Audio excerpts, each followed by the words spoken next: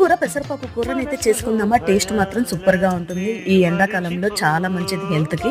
మరి దాన్ని ఎలా చేసుకోవాలంటే గంట సేపు ఆ పెసరపప్పుని అయితే నానబెట్టుకొని ఉడికించి పక్కన పెట్టుకోవాలి. ఇప్పుడు ఒక కడాయి తీసుకొని ఆయిల్ వేసుకొని ఆవాలు, జీలకర్ర, ఉద్దిబ్యాళ్ళు, శనగబ్యాళ్ళు, ఆనియన్స్, పచ్చిమిర్చి, కరివేపాకు వేసుకొని ఫ్రై అయిన తర్వాత కట్ చేసుకున్న ఎర్ర తోటకూరను కూడా వేసుకోవాలి. ఇక్కడ కావాలంటే మీరు నార్మల్ తోటకూరనైనా వేసుకోవచ్చు. నేనైతే ఎర్ర తోటకూరని యూజ్ చేస్తున్నాను. హెల్త్ కి చాలా మంచిదని నెలకు ఒక్కసారైనా నేను ఇలా యూజ్ చేస్తాను. మరి అందులోనే ఉప్పు, పసుపు వేసి దాన్ని ఫ్రై అవ్వనివ్వాలి. అది ఫ్రై అయ్యే లోపు ఒక రోట్లో వెల్లుల్లి, జీలకర్ర, సాల్ట్, కారం వేసుకొని ఇలా కచ్చపచ్చగా దంచి పెట్టుకోవాలి. మిక్సీ జార్లో అయినా చేసుకోవచ్చు. ఇప్పుడు ఫ్రై అయిన తర్వాత ఆ వెల్లుల్లి కారాన్ని దీంట్లో వేసుకొని ఫ్రై అవ్వనివ్వాలి పచ్చివాసన పోయేంత వరకు. పచ్చివాసన పోయిన తర్వాత ఇప్పుడు ఉడికించిన పెసరపప్పును కూడా వేసుకొని కలుపుకొని దించేసుకోవడమే. సాల్ట్ ఏదన్నా ఉంటే అడ్జస్ట్ చేసుకోండి. టేస్ట్ మాత్రం అద్దరిపోతుంది. ఒకసారి ఇలా ట్రై చేయండి.